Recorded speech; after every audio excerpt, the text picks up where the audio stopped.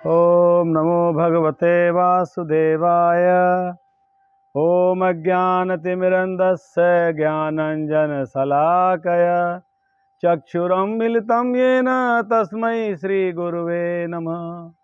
श्रीचैतन्यमनोभीष्टं स्थापितं येन भूतले स्वयं रूपकदा मह्यं ददाति स्वपदान्तिकम्। नमः ओं विष्णुपादाय कृष्णपृष्ठाय भूतले श्रीमते भक्तिवेदांत स्वामिनिति नामिने। नमस्ते सारस्वती देवी गौरवाणी प्रचारिणे निर्विशेष शून्यवादी पाश्चात्य देश तारिणे। हे कृष्ण करुणा सिंधु दीनबंधु जगतपते गोपेश गोपिका कांत राधा कांत नमस्तुते। वांछा कल्पतरुभस्य कृपा सिंधुभ्यैव च पतितानां पावनेभ्यो वैष्णवेभ्यो नमो नमः। हरे कृष्णा। तो आज भगवद गीता के गीता सीरीज में देखो किसका बात कर लो। हम आज चर्चा कर रहे हैं भगवद गीता के 9 नंबर अध्याय के 34 नंबर श्लोक और इसके आगे। तो इस भगवद गीता सीरीज में आपने अभी तक 37 क्लास सुना होगा। नहीं सुना है तो आप हमारे YouTube चैनल को सब्सक्राइब कर लीजिए और ये 37 क्लास आप सुन लीजिए। तो इसके द्वारा आप भगवद गीता के 9 नंबर अध्याय तक कंप्लीट कर पाएंगे। तो आज हम 34 नंबर श्लोक से प्रारंभ कर रहे हैं। तो भगवान बता रहे हैं, इस श्लोक में बहुत सुंदर श्लोक है। मेरे गुरु महाराज होलीनेस गोपाल कृष्ण गोसाई महाराज इसको बार बार अपनी क्लास में कोट करते थे इस श्लोक को। और हिज डिवाइन ग्रेस भक्ति वेदांत स्वामी श्री प्रभुपाद वो भी इसको बहुत कोट करते थे इस श्लोक को। तो इस श्लोक इस प्रकार, मन मना भव मद्भक्तो मध्याजिमाम नमस्कुरु माम एवैष्यसि युक्त्वा एवं आत्मनम मत परायणः। भगवान कह रहे हैं अपने मन को मेरे नित्य चिंतन में लगाओ, यानी हमेशा मेरा चिंतन करो, मेरे भक्त बनो, मुझे नमस्कार करो और मेरी ही पूजा करो। इस प्रकार मुझ में पूर्णतया तल्लीन होने पर तुम निश्चित रूप से मुझके प्राप्त होगे। तो भगवान ने बताया भगवान के धाम जाने का तरीका क्या, रास्ता क्या है। क्या बता रहे भगवान? मन मना भाव, मन में हमेशा मेरा चिंतन करो। मद भक्तो, मेरी भक्ति करो, मेरे भक्त बनो। और मध्याजिमाम, हाँ, मेरी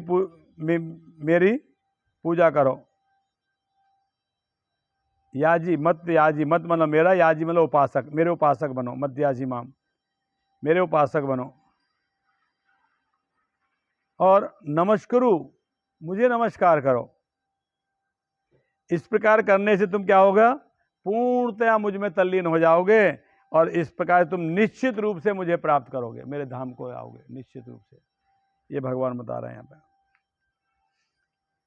तो प्रभुपाद जी तात्पर्य कह रहे हैं, मनुष्य को चाहिए कि भक्ति में, प्रेम में उनका चिंतन करे, यही भक्ति है। चाहिए कि वह निरंतर कृष्ण तत्व का अनुशीलन करे, हमेशा कृष्ण तत्व का अनुशीलन करे, हमेशा भगवान का प्रेम में भक्ति करे, भगवान का चिंतन करे। यही भक्ति है। मतलब हर कार्य भगवान के लिए करे, यही भक्ति है। भक्ति के लिए कुछ ऐसा नहीं आपको नीचे सर करना है, ऊपर पैर करना है, ऐसा खड़े होना नहीं। कार्य करने ऐसे बिना कार्य के नहीं बैठना है, कार्य करने हैं। मगर कैसे कार्य करने हैं?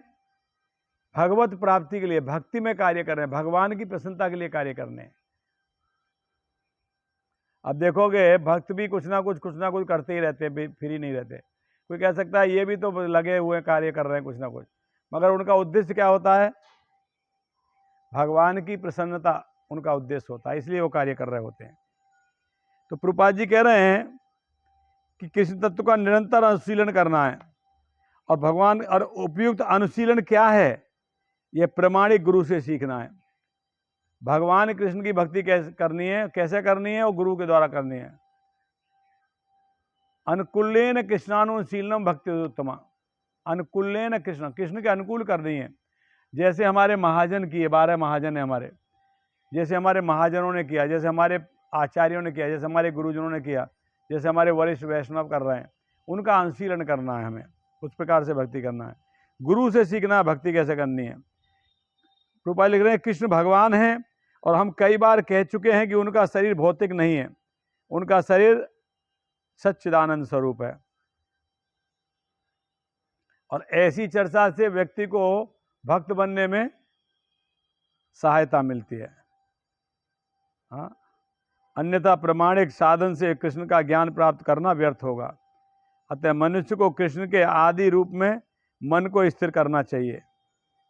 प्रभुपाद जी कह रहे हैं मनुष्य को कृष्ण के आदि रूप में मन को स्थिर करना चाहिए। उसे अपने मन में दृढ़ विश्वास करके पूजा करने का प्रवृत्त होना चाहिए कि कृष्ण ही परम है। कृष्ण की पूजा के लिए भारत में हजारों मंदिर हैं जहाँ पर भक्ति का अभ्यास किया जाता है।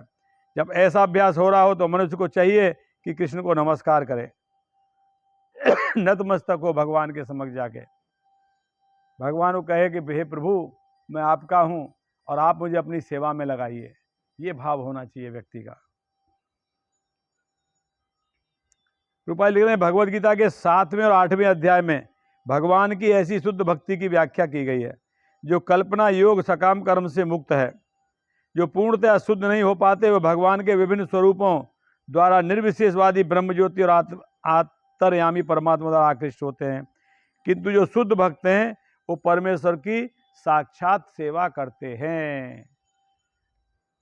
जो शुद्ध भक्त हैं वो भगवान की साक्षात सेवा करते हैं और जो शुद्ध भक्त नहीं हैं वो भगवान के अलग अलग प्रकार के जो रूप हैं या स्वरूप हैं उनकी पूजा में लगते हैं।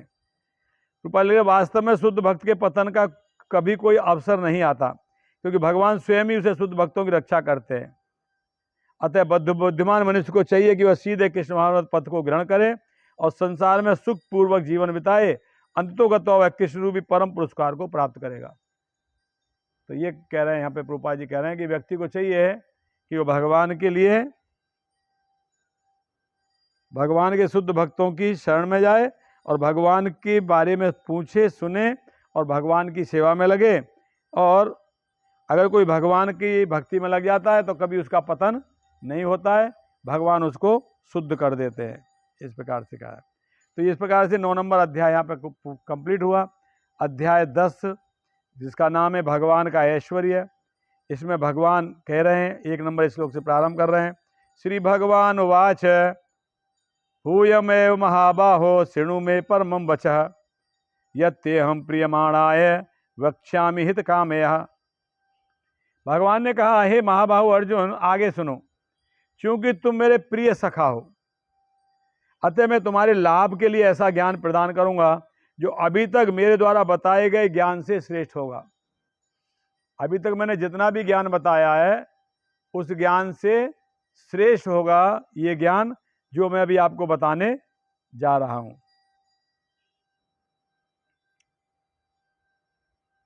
तो पराशर मुनि ने भगवान शब्द की व्याख्या इस प्रकार की है। भगवान की व्याख्या है बता रहे हैं प्रभुपाद जी। भगवान का मतलब क्या है? जो 6 ऐश्वर्यों से युक्त है, जिसमें 6 ऐश्वर्य हैं, 6 ऐश्वर्य वो है भगवान।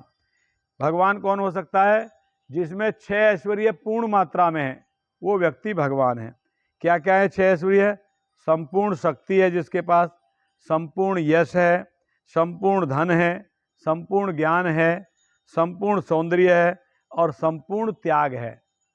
जिसके अंदर ये 6 के 6 गुण हैं वो व्यक्ति भगवान है। तो प्रभुपाद जी यहाँ तात्पर्य आगे लिख रहे हैं, अर्जुन से स्पष्ट शब्दों में कहते हैं भगवान कि क्योंकि तुम मुझे अत्यंत प्रिय हो अतः तुम्हारे लाभ के लिए ऐसी बातें कह रहा हूं। तो अगर कोई व्यक्ति भगवान के ज्ञान को अपने जीवन में उतार रहा है, भगवान के ज्ञान को समझ रहा है, तो इसका मतलब ये हुआ कि भगवान को वो व्यक्ति प्रिय है। भगवान चाहते हैं कि वो उसकी भक्ति, भगवान की भक्ति में लग पाए। जब तक भगवान की कृपा नहीं होगी, जब तक कोई व्यक्ति भगवान की भक्ति नहीं कर सकता।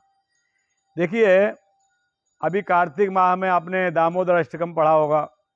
दामोदर अष्टकम में भगवान क्या कह रहे थे? सत्यव्रत मुनि भगवान के लिए कह रहे थे कि भगवान मैया यशोदा के द्वारा रस्सी से उखल से बांध दिए गए।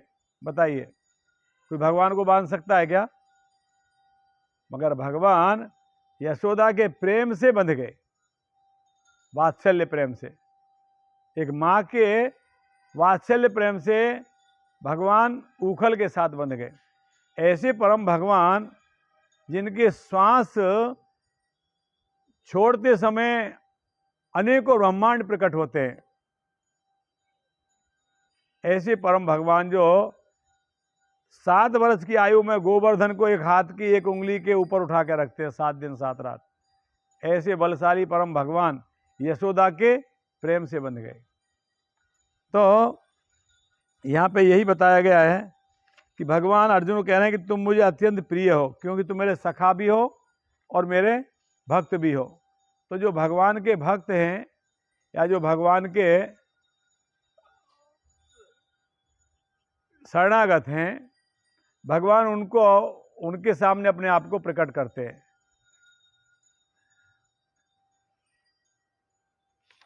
और 2 नंबर श्लोक में भगवान कह रहे हैं, न मे विदुषुर गणा प्रभवम न महर्षय अहम आदिर्हि देवानाम महिषाणाम चे सर्वसः।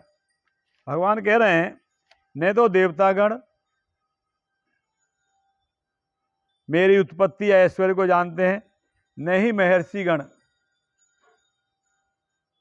ही जानते हैं, क्योंकि मैं सभी प्रकार से देवता और महर्षियों का भी कारण स्वरूप हूँ। देवता और महर्षिगण भी भगवान से ही उत्पन्न हुए हैं, भगवान उनके कारण स्वरूप हैं, तो भगवान को कैसे जान पाएंगे वो, है कि नहीं? तो इवन देवता और महर्षि भी भगवान को नहीं जान सकते। भगवान को समझना इतना आसान नहीं है। रूपा जी लिख रहे हैं, देवता और महर्षि तक कृष्ण को नहीं समझ पाते। जब वे उनके नाम या उनके व्यक्तित्व को नहीं समझ पाते, तो इस क्षुद्र लोक के तथाकथित विद्वान के विषय में क्या कहा जा सकता है? जो अपने आप को विद्वान समझते हैं, जो बहुत बड़े फिलोसफर समझते हैं अपने आप को, उनके विषय में क्या कहा जा सकता है? जब देवता जैसे लोग भगवान को नहीं समझ पा रहे, तो वो क्या समझ पाएंगे, है कि नहीं?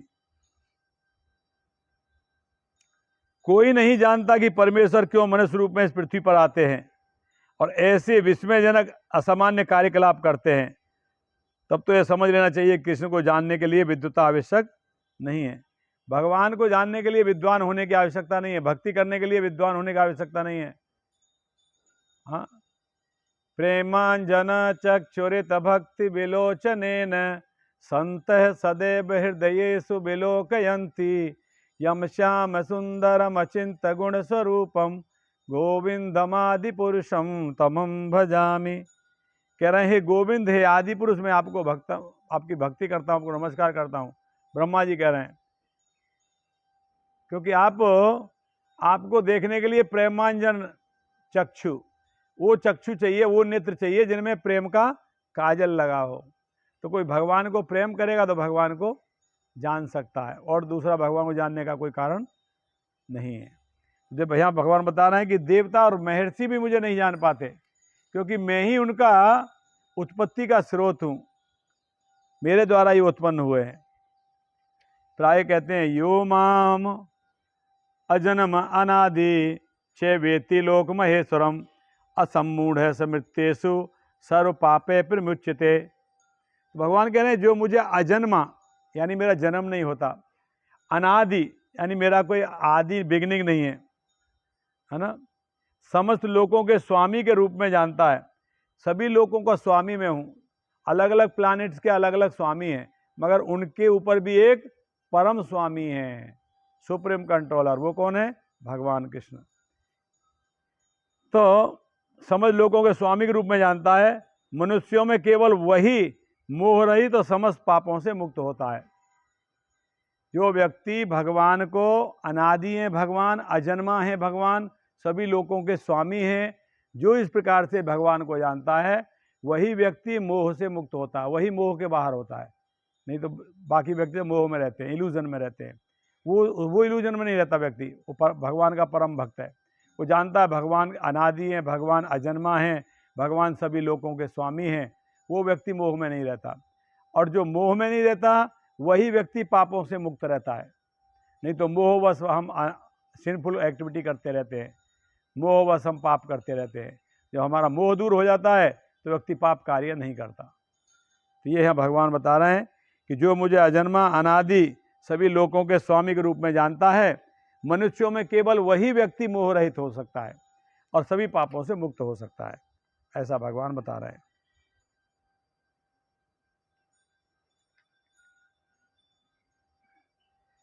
रूपा लिख रहे हैं, जब वह कृष्ण की परम स्थिति को पूरी तरह समझ लेता है, उसी दिशा में वह समस्त पाप कर्मों से मुक्त हो जाता है। जब व्यक्ति भगवान कृष्ण को परम स्थिति को समझ लेता है, भगवान परम है, सर्वोपरि है, तब व्यक्ति सभी पापों से मुक्त हो जाता है। प्रभुपाद जी लिख रहे हैं, सारे देवता इसी भौतिक जगत में उत्पन्न हुए हैं, किंतु कृष्ण अजन्मा है। बाकी देवता सब इसी भौतिक जगत में जन्म लिए हैं, मात्र भगवान कृष्ण ही अजन्म हैं। फलतः वे ब्रह्मा और शिव जी जैसे बड़े बड़े देवताओं से भी भिन्न हैं। ब्रह्मा और शिव जी से भी भिन्न है भगवान, क्योंकि वे ब्रह्मा शिव अन्य समस्त देवताओं के सृष्टा हैं। ब्रह्मा की उत्पत्ति भगवान से हुई है, शिव जी की उत्पत्ति ब्रह्मा की भृकुटी से हुई है, ब्रह्मा की उत्पत्ति विष्णु के नाभि कमल से हुई है, और विष्णु भगवान कृष्ण के पुरुष अवतार हैं।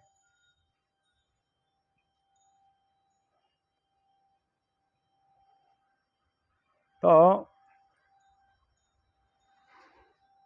अतः श्री कृष्ण उस हर वस्तु से भिन्न है जिसकी सृष्टि हुई है, और जो उन्हें इस रूप में जान लेता है वह तुरंत सारे पाप कर्मों से मुक्त हो जाता है। तो जिसकी सृष्टि हुई है वो सब से भिन्न है भगवान। भगवान की सृष्टि नहीं हुई, भगवान के द्वारा सृष्टि हुई है सब चीज़ की। इसलिए जो इस चीज़ को जान जाता है भगवान के विषय में, वो सभी प्रकार के पापों से मुक्त हो जाता है। आगे तात्पर्य में प्रभुपाद जी कह रहे हैं, गुरु साधु शास्त्र एक ही प्रकार से आज्ञा देते हैं, इन तीनों स्रोतों में कोई विरोध नहीं होता। गुरु वही कहेगा जो शास्त्र कहें, और साधु मतलब वैष्णव, वैष्णव ने जो कहा है वही गुरु कहेगा, जो हमारे आचार्यों ने कहा है वही हमारे गुरु कहेंगे, और हमारे आचार्य वही कहेंगे जो शास्त्र कह रहे हैं। यानी शास्त्र, आचार्य और गुरु तीनों एक ही चीज़ कहेंगे, है ना। साधु गुरु शास्त्र एक ही प्रकार से आज्ञा देते हैं, इन तीनों स्रोतों में कोई विरोध नहीं होता। इस प्रकार से किए गए सारे कार्य जगत के शुभ अशुभ कर्म फलों से मुक्त होते हैं, और इनके पश्चिनों पर चल के भक्ति करना व्यक्ति समस्त प्रकार के पापों से मुक्त हो जाता है। 4 और 5 नंबर श्लोक भगवान कह रहे हैं, बुद्धि, ज्ञान, संशय तथा मोह से मुक्ति, क्षमा भाव, सत्यता, इंद्रिय निग्रह, मन निग्रह, सुख दुख, जन्म मृत्यु, भय अभय, अहिंसा, समता, तुष्टि, तप, दान, यश अपयश, जीवों के ये विविध गुण मेरे द्वारा ही उत्पन्न हुए हैं। ये जो गुण हैं मनुष्यों में, ये कहाँ से आए हैं? भगवान से आए हैं। हमारे पास गुण हैं तो भगवान के पास नहीं है, तो हमारे पास कैसे आ जाएंगे? ये सब गुण भगवान के पास में हैं। क्या क्या है? बुद्धि भगवान ने दिया है, ज्ञान भगवान ने दिया है, संशय तो वही भगवान ने दिया है, मोह से मुक्ति भगवान ने। देखिए बुद्धि का अर्थ क्या है? प्रभुपाद जी बता रहे हैं, बुद्धि का अर्थ है निर्चिर विवेक करने वाली शक्ति, यानी दूध का दूध, पानी का पानी, ये बुद्धि है। और ज्ञान का अर्थ क्या है? आत्मा और पदार्थ के संबंध को जान लेना ही ज्ञान है। आत्मा और परमात्मा के संबंध को जान लेना ही ज्ञान है। आधुनिक शिक्षा में आत्मा के विषय में कोई ज्ञान नहीं दिया जाता, केवल भौतिक तत्व और शारीरिक आवश्यकताओं पर ध्यान दिया जाता है। फलस्वरूप शैक्षिक ज्ञान पूर्ण नहीं है। जो हमें भौतिक ज्ञान मिल रहा है ना, शिक्षा मिल रही है, वो पूर्ण नहीं है, अपूर्ण है। वो बात हमें नौकर कैसे बनना है, नौकरी कैसे करना है, वो शिक्षा मिलती है। भगवान की भक्ति कैसे करना, ये तो शिक्षा में मिलता ही नहीं। कोई डॉक्टर है, चाहे इंजीनियर है, चाहे साइंटिस्ट है, उसको एक ही शिक्षा मिलती है, कैसे ज़्यादा पैसा कमाना है, कैसे गाड़ी खरीदना है, कैसे मकान खरीदना है। और वो फिर इस प्रकार से शिक्षा पाकर क्या हो जाता है, उनके जीवन के मूल्य क्या हो जाते हैं? धन ही उनके जीवन में सब कुछ हो जाता है। इसलिए माँ बाप को वृद्धाश्रम में भेज देते हैं, तुम वहाँ जाओ, हमारे पास समय नहीं है अभी, चाहिएगा तो हम पैसा दान कर देंगे वृद्धाश्रम को, है कि नहीं। तो भगवान बता रहे हैं असम्मोह और संशय, असम्मोह है इस अर्थ संशय, और मोह से मुक्ति तभी प्राप्त हो सकती है जब मनुष्य झिझकता नहीं, दिव्य दर्शन को समझता है। धीरे धीरे निश्चित रूप से मोह से मुक्त हो जाता है व्यक्ति। सामाजिक प्रथा के अनुसार कहा जाता है कि वही सत्य वही बोलना चाहिए जो अन्यों को प्रिय लगे, लेकिन ये ऐसा नहीं है। सत्य वो बोलना चाहिए जो सत्य है, प्रिय लगे तो भी, न लगे तो भी। रूपा जी कह रहे हैं अगर कोई व्यक्ति चोर है तो वो बोल देना चाहिए कि ये व्यक्ति चोर है, ताकि बाकी लोग उसे सतर्क रहें, यही सत्य है। अब वो चोर को चोर बोलोगे तो उसको अच्छा लगेगा, खराब लगेगा? खराब लगेगा। तो उसको खराब लग रहा है कि अच्छा लग रहा है वो देखना नहीं है, सत्य क्या है वो बोलना चाहिए। दम का अर्थ है इंद्रियों का निग्रह, इंद्रियों का निग्रह करने को दम कहा गया है। सम दम, दम का मतलब इंद्रियों का निग्रह। सम क्या है? सम है अनावश्यक उपयोग पर नियंत्रण रखना, इस प्रकार मन पर भी अनावश्यक विचारों के विरुद्ध संयम रखना, इसको सम कहते हैं। सम मतलब मन पर नियंत्रण, दम मतलब इंद्रियों पर नियंत्रण। सम दम, सम मतलब मन के ऊपर नियंत्रण करना, दम मतलब इंद्रियों के ऊपर नियंत्रण करना। दुखम, दुखम दुख का मतलब है जो व्यक्ति भगवान के शरणागत नहीं है वो व्यक्ति कैसा है? वो दुखी है, उसको दुखी मानिए आप। दुख वह है जिससे कृष्ण भावना के अनुसरण में असुविधा हो। जो चीज भगवान की भक्ति से दूर ले जाए वो दुख है। और भव, भव मतलब जन्म, तो जन्म का संबंध शरीर से है। जहां तक आत्मा है वह न तो जन्म लेता है न मरता है। इस प्रकार प्रभुपाद जी ने इसके तात्पर्य में सब चीज़ों को डिटेल में किया है, आप लोग इसको पढ़ लीजिएगा तात्पर्य को। भगवत गीता के 10 नंबर अध्याय के 4-5 नंबर श्लोक का जो तात्पर्य प्रभुपाद जी ने काफ़ी 4 पेज में लिखा है, ये सभी चीज़ों के बारे में उन्होंने बताया है। तो ये श्लोक को हम समझ लेते हैं। इस श्लोक में भगवान बता रहे हैं ये जितनों भी जीवों के अंदर गुण पाए जाते हैं ना, बुद्धि, ज्ञान, मोह से मुक्ति, क्षमा भाव, सत्यता, इंद्रिय निग्रह, मन निग्रह, सुख दुख, जन्म मृत्यु, भय अभय, अहिंसा, समता, तुष्टि, दान, तप, यश अपयश, ये सब मेरे द्वारा ही दिया गया है, ऐसा भगवान यहाँ पे बता रहे हैं। तो इस प्रकार से हमने भगवद गीता के 5 नंबर श्लोक तक हमने चर्चा किया और 6 नंबर श्लोक से अगली क्लास में चर्चा करेंगे।